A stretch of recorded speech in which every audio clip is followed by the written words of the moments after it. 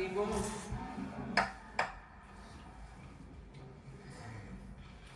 Vamos a informar, como siempre, sobre el quién es quién en los precios.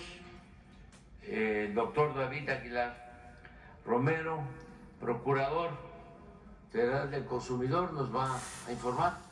Esto es importantísimo porque de esta manera se sabe quién es quién en precios de alimentos básicos, en las gasolinas, que como sabemos de los aumentos en la gasolina, antes los gasolinazos ocasionaban el aumento de los precios y ahora estamos llevando a cabo este seguimiento que es muy importante para controlar la inflación, la carestía de la vida, y agradecerle mucho a los gasolineros, a los que tienen las concesiones para vender la gasolina, el diésel, el gas, y también a las tiendas que ayudan desde que se acordó definir una canasta básica de alimentos, 24 alimentos, con un precio de 1,039 pesos por 24 productos. Desde que se estableció este acuerdo,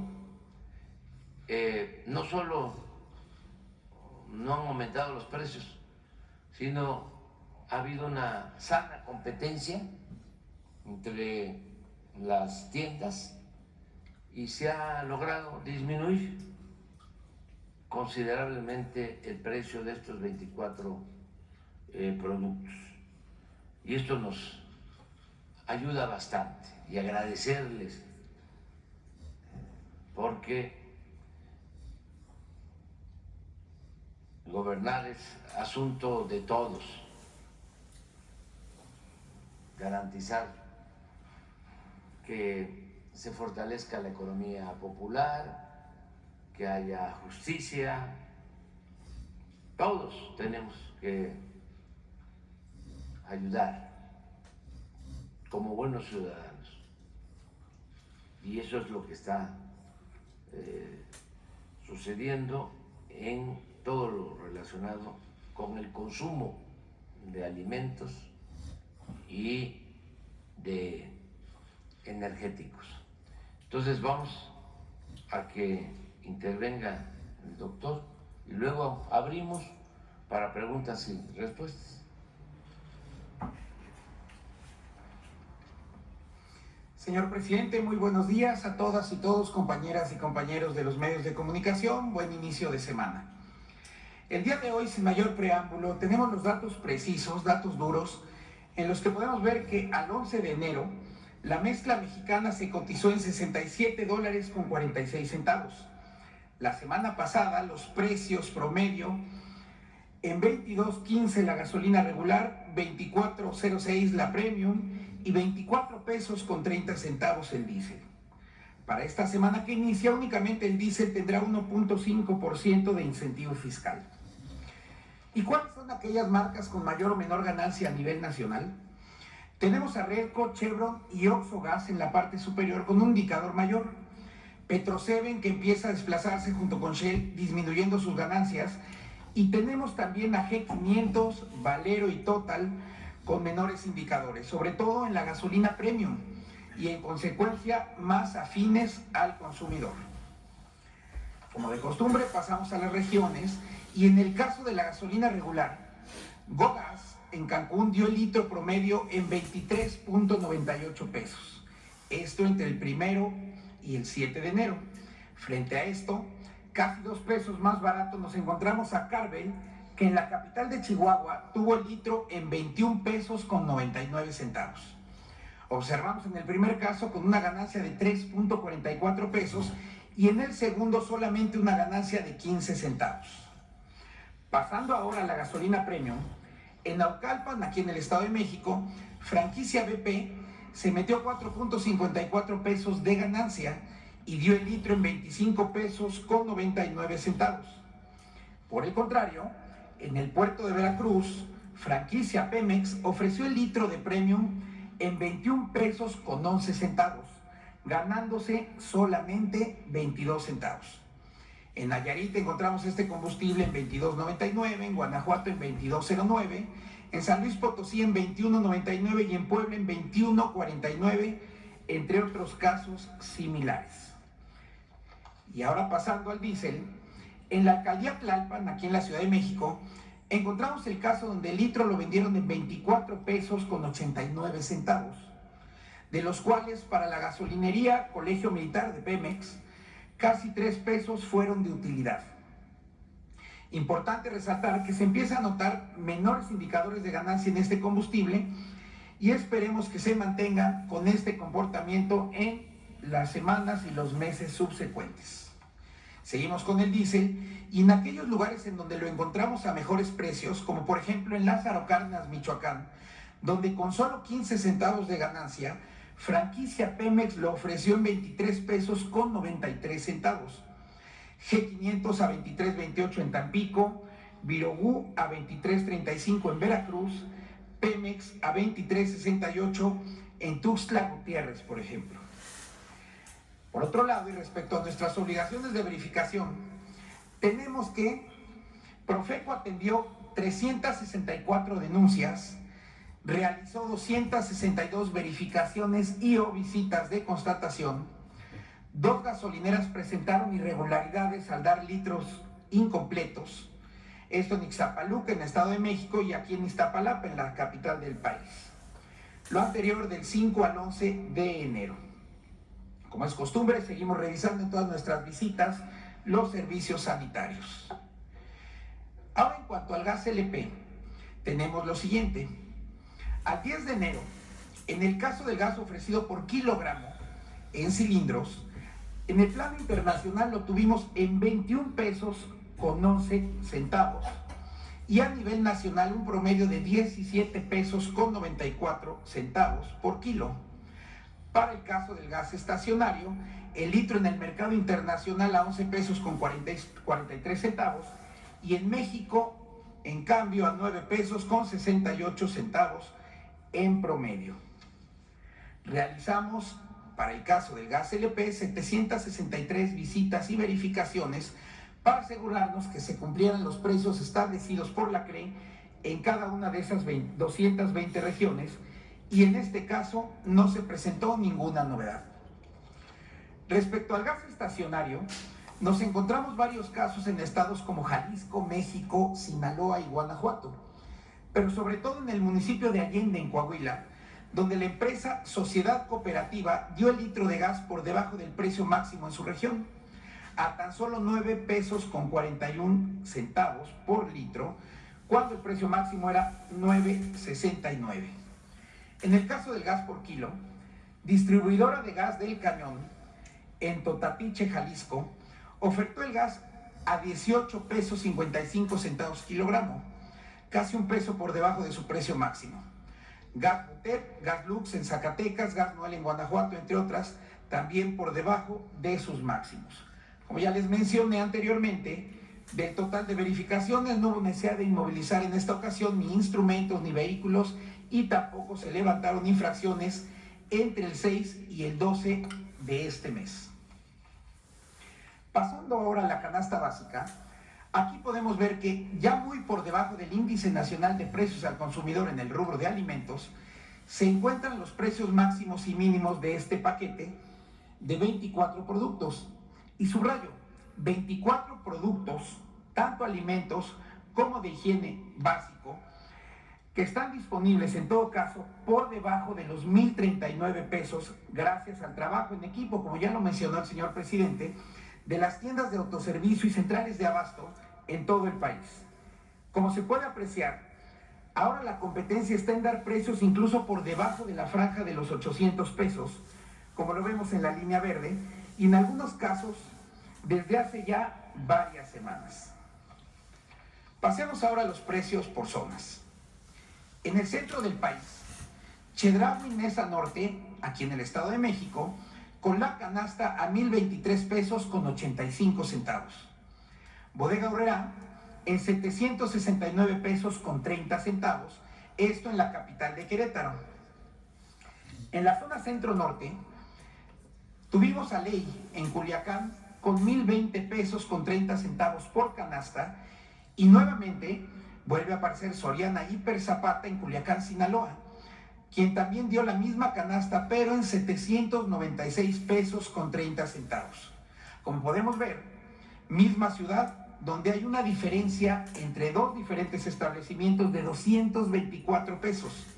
Vale la pena estar informados como consumidores para tomar las mejores decisiones. En la zona norte del país, también en Ley, sucursal Vado del Río, en Hermosillo, 995 pesos la canasta, y por allá en el puerto de Tampico, 787 pesos con 20 centavos, en Chedraui, sucursal Cristal. Finalmente, en la zona sur, la central de abastos de Mérida, con la canasta en 1,030 pesos con 90 centavos, y precios de alrededor de los 800 pesos tanto en Soriana, Bodega Aurrerá y varias tiendas Chedraui, como por ejemplo en su sucursal Plaza del Carmen, en Solidaridad, Quintana Roo, donde por solo 748 pesos con 90 centavos, esta empresa ofreció la canasta básica de 24 productos. Y en esta ocasión corresponde el quién es quién en el envío de dinero, las remesas. Y ahora que estamos en plena época en la que las mexicanas y los mexicanos en el exterior más envían remesas a nuestro país, tenemos que en noviembre del año pasado, estas alcanzaron los 4,908 millones de dólares, lo que se reflejó que en este punto se colocaran por arriba de los 5 años anteriores, registrándose un aumento de 67.8, 44.9, 5.29 y 1.88% en 2019, 20, 21 y 22 respectivamente. Ahora bien, pasando al detalle, vale la pena recordar a todas las paisanas y paisanos que es importante considerar no solamente el tipo de cambio a la hora de enviar dinero. En nuestras redes sociales nos preguntan muchas veces sobre el tema de las comisiones e insistimos en la importancia de tomar en cuenta estos dos aspectos. Por ejemplo, si consideramos un envío en efectivo de $350, que es el promedio que generalmente se envía, la mejor opción en esta ocasión fue Pagafón SmartPay y la peor Remitly. En el primer caso, en México se habrían recibido 6,020 pesos con 18 centavos y en el segundo únicamente 5,702 pesos con 24 centavos. Como vemos, la clave está en el tipo de cambio y también en la comisión de manera simultánea. Sucede exactamente lo mismo cuando se hacen depósitos a cuenta. Por ejemplo, Cloud Transfer Money, con una comisión promedio de $5.99 por un envío de $350 y un tipo de cambio de 17 pesos con 50 centavos por dólar, depositó 6,020 pesos con 18 centavos también en otro extremo. Pero tenemos a Pangea Money Transfer, que con comisión de $3.95 y un tipo de cambio de 16 pesos con 51 centavos por dólar, depositó solamente 5,713 pesos con 29 centavos. Poco más de 300 pesos de diferencia. Por último, vale la pena recordar siempre que hay que tomar en cuenta los lugares y las opciones para recoger sus remesas aquí en México. Tenemos como siempre a la Financiera del Bienestar, Antes Telecom, que con 1,217 municipios cubiertos tiene un impacto importante para las paisanas y los paisanos cuando envían dinero a sus familiares y amigos aquí en México. Oxxo, que tiene un horario de 6 de la mañana a 10 de la noche y una cantidad importante de puntos de venta, y así Walmart, Electra y algunas sucursales bancarias. Lo que es importante considerar no solo al enviar, sino al recibir las remesas. Por hoy es todo. Muchísimas gracias a todas y todos. Gracias, señor presidente. Muy bien, tenemos dos compromisos y luego seguimos. Quedó pendiente Isabel, no sé si está. Gracias, buenos días. Buenos días a todos, presidente. En temas de coyuntura me gustaría que nos aclarara esta información respecto de 8 mujeres colombianas que habrían sido traídas a México por parte de una organización criminal. ¿Fueron traídas a México? ¿Fueron retenidas? ¿Fueron secuestradas? ¿Qué es lo que se sabe? Ya las liberaron, ya las encontraron el día de ayer, pero no queda claro, de acuerdo con la información que salió de manera formal por parte del gobierno del estado de Tabasco, de la Fiscalía, si fueron retenidas, secuestradas o simplemente fueron contratadas para trabajar para este cártel. Por favor. Bueno, mañana vamos a tener el informe quincenal de seguridad y se va a dar a conocer con más detalles lo de este caso. Lo importante es que están sanas, a salvo. La información que tenemos es que entraron como turistas, la mayoría de las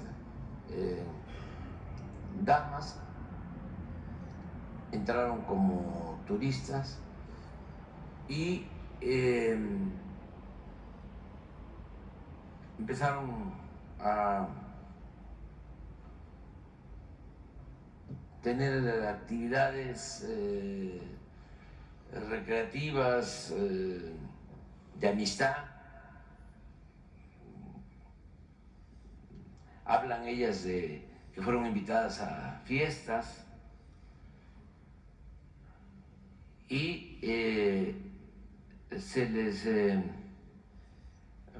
vio como secuestradas, de que estaban detenidas. Se hizo una búsqueda, se les encontró, que eso es lo que más celebramos, están bien, y mañana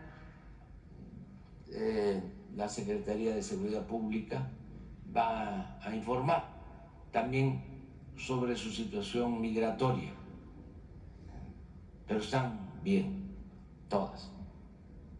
Digamos que entraron con una calidad migratoria y desempeñaron otro tipo de actividades. La mayoría entró como turista, la mayoría de ellos, pero no quiero. Ya mañana nos dirán. Sí, dar una información que sea imprecisa. Mejor vamos a esperar, porque continúa la investigación, pero mañana ya se van a tener todos los datos. Bien, presidente. Repito, celebro el que estén bien. Claro que estén vivas. Presidente, en temas electorales, de competencia electoral, pues poco a poco estamos viendo el legítimo derecho de las personas, hombres y mujeres que quieran contender por un cargo de elección popular. Vendrán los tiempos también ya para candidatos a senadores, a diputados.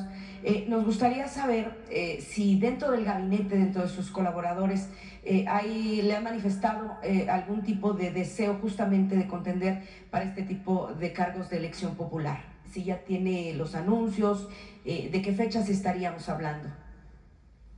Todavía no tengo una información precisa.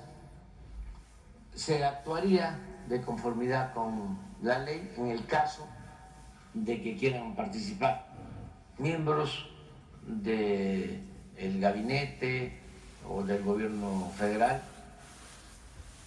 Creo que son para cargos de elección popular, federal, 3 meses.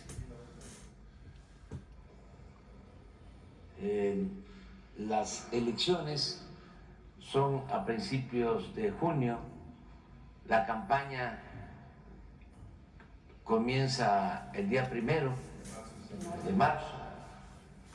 Están por finalizar las precampañas o la precampaña presidencial. ¿Cuándo termina? El 20 de enero, 19, 20 de enero. 20 de enero, el sábado. Sí, y luego viene un periodo, un receso, una veda electoral hasta finales de febrero y comienza, como ya dije, la campaña en marzo. Esto es muy importante que se conozca, porque ya sería esta semana que van a hacer precampaña aspirantes y luego ya no se pueden hacer actos de precampaña,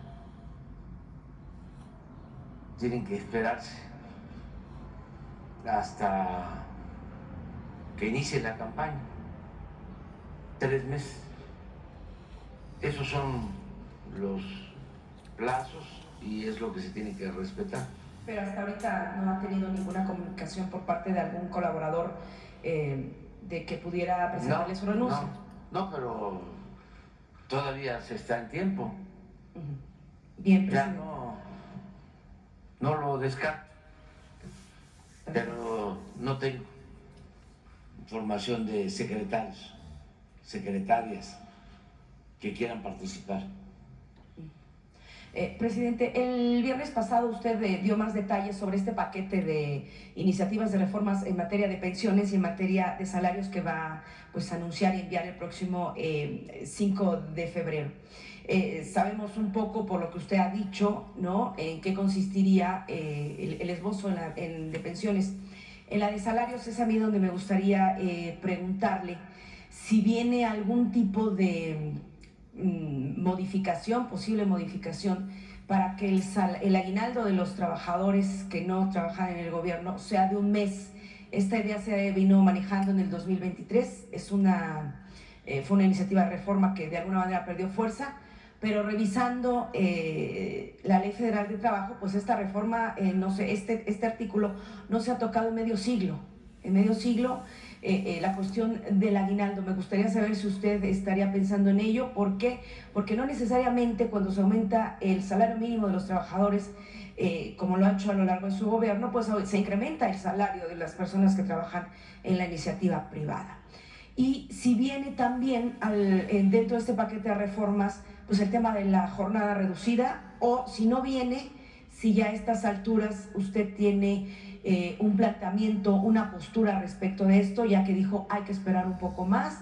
Vienen unos meses también importantes sí en el Congreso, pero son temas muy relevantes justamente para aquellos que no trabajan en el sector público. Bueno, la reforma laboral que voy a presentar, la iniciativa de reforma que voy a presentar al Congreso, en lo laboral tiene 2 propósitos fundamentales. Primero, que no vuelva a suceder el que el salario mínimo aumente menos que la inflación, que nunca más vuelva a permitirse esa gran injusticia. Y este criterio quiero que se eleve a rango constitucional, porque fue una canallada lo que hicieron. Los tecnócratas neoliberales en 30 años, para ser exactos, en 36 años, desde 1983 hasta el 2018. ¿Por qué no pones de favor el comportamiento del salario en todo este periodo? Eso no debe repetirse bajo ninguna circunstancia. Fue una infamia. Y vamos a presentar esta iniciativa de reforma y quiero que esté en el artículo 123 de la Constitución. Esto que se ve de rojo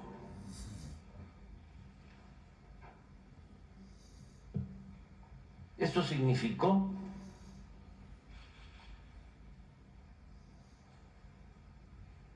que el salario no aumentó, al contrario, hubo una pérdida del poder adquisitivo del salario.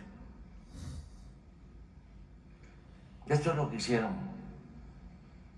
los tecnócratas empleados de los oligarcas en todo el periodo neoliberal o neoporfirista.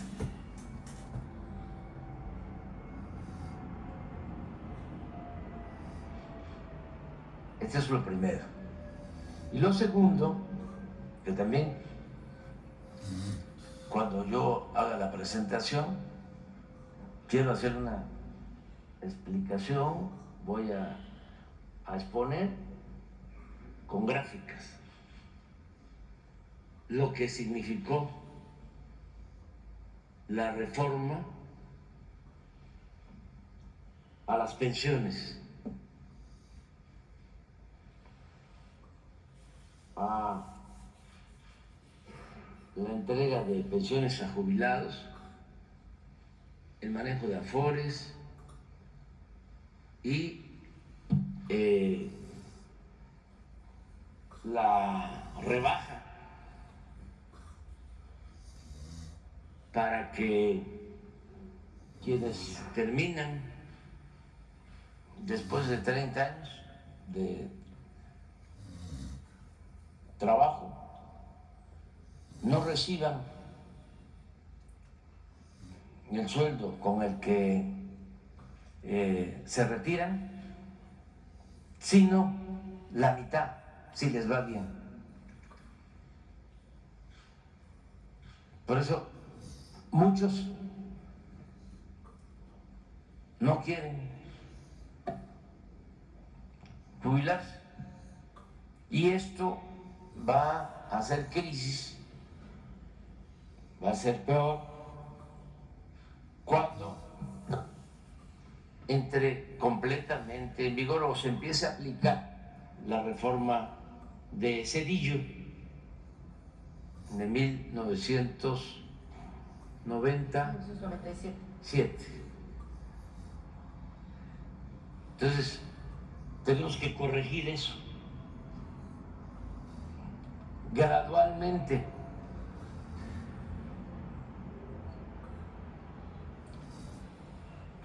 En un acuerdo con empresarios y con trabajadores, pero para tranquilidad de empresarios y de trabajadores, sobre todo de los empresarios, para que no los atemoricen. El gobierno va a asumir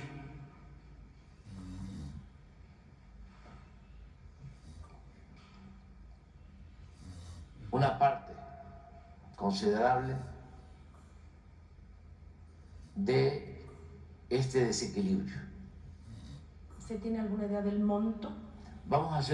Estamos ya trabajando en una corrida financiera para ver en cuánto tiempo resolvemos el que el trabajador se jubile con su sueldo último y no que se le reduzca a la mitad su pensión. Esto también es fruto podrido de la política neoliberal. Y miren, cuando se habla así de neoliberalismo, neoporfirismo, gobierno al servicio de la oligarquía, pues hay que tener en cuenta de que todo lo que hicieron fue para perjudicar al pueblo. Se ensañaron en aplicar políticas antipopulares.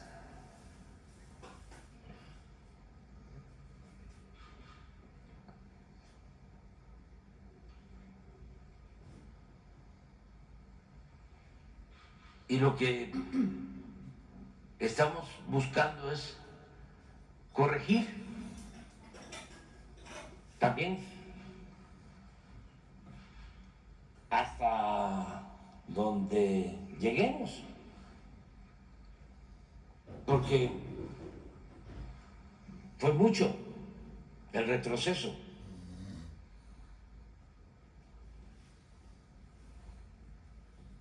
Va a llevar todavía más tiempo terminar de resarcir los daños que ocasionó la política neoliberal o neoporfirista. Pero tenemos que avanzar en lo que nos corresponde. Esto no podíamos dejarlo así. Pero hay cosas pendientes. Por eso considero que debe de continuar la transformación.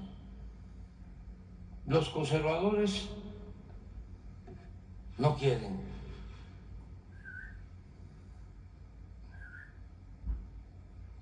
Leen a Sarmiento y como es vocero de quienes se han beneficiado con estas políticas, pues está en contra. Y así muchos otros, ¿no? Además, es legal, es legítimo que no estén de acuerdo, porque ellos pertenecen a un bloque, a un grupo conservador. La oligarquía tiene todo un sistema para funcionar y para imponerse y mantener privilegios. Tienen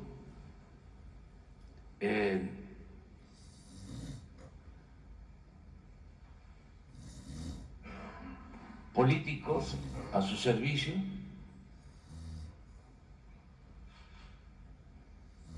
que los defienden, partidos que su misión es defender los intereses la oligarquía, de la minoría. No tienen esos partidos el propósito de defender al pueblo, no. Y es muy claro. Nada más que no voy a estar hablando aquí de quién da las órdenes en los partidos del bloque conservador, porque además de que es de dominio público, si lo digo yo, a lo mejor me sancionan.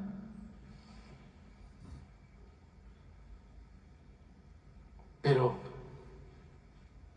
tienen a los partidos, tienen a los legisladores a su servicio. Pruebas, todas. Hagan una revisión de las reformas que le hicieron a la Constitución en el periodo neoliberal. Una. Todas las reformas. Eso para los jóvenes, los que estudian Derecho, es una buena tarea. Es un tema de tesis.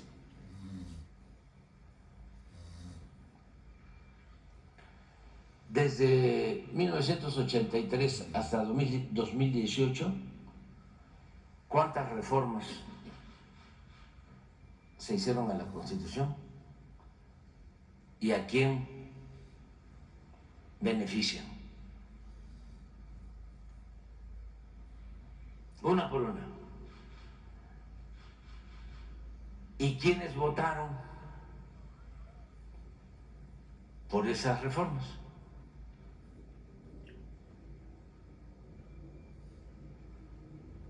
Ahí claramente se va a encontrar de que todas las reformas para favorecer a la oligarquía,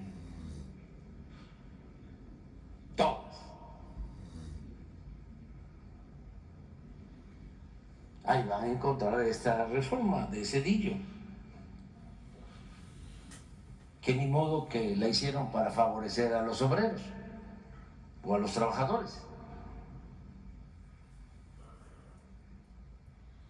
Pero van a encontrar también la reforma para las privatizaciones de las empresas públicas, de los bancos. Van a encontrar la reforma energética.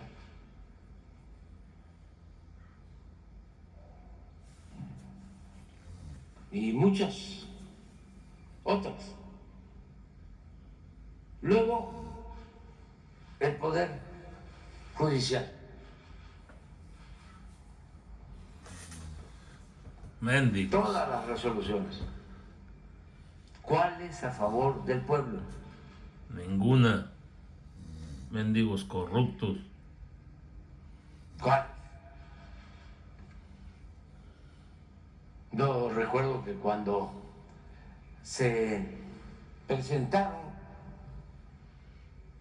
amparos para que no procediera la reforma a la ley del ISSSTE que afectaba a los trabajadores al servicio del Estado y a los maestros, la Corte rechazó todas las solicitudes de amparo, declaró improcedente Hijos de su chingada.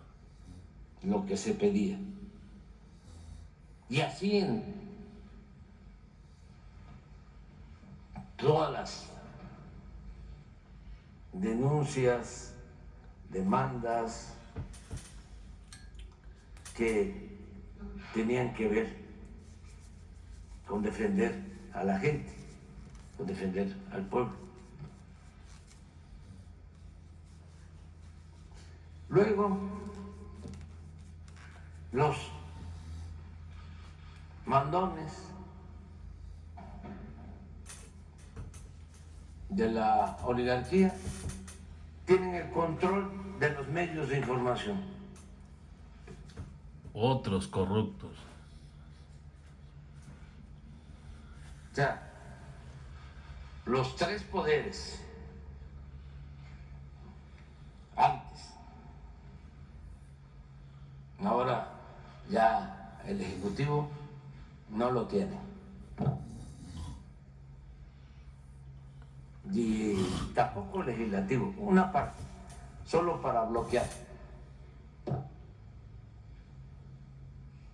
Porque cuando se quiere hacer una reforma constitucional, bloquea. No es posible. Porque no se tiene mayoría calificada. Se tiene la mayoría, pero no calificada. Aún así las va a presentar.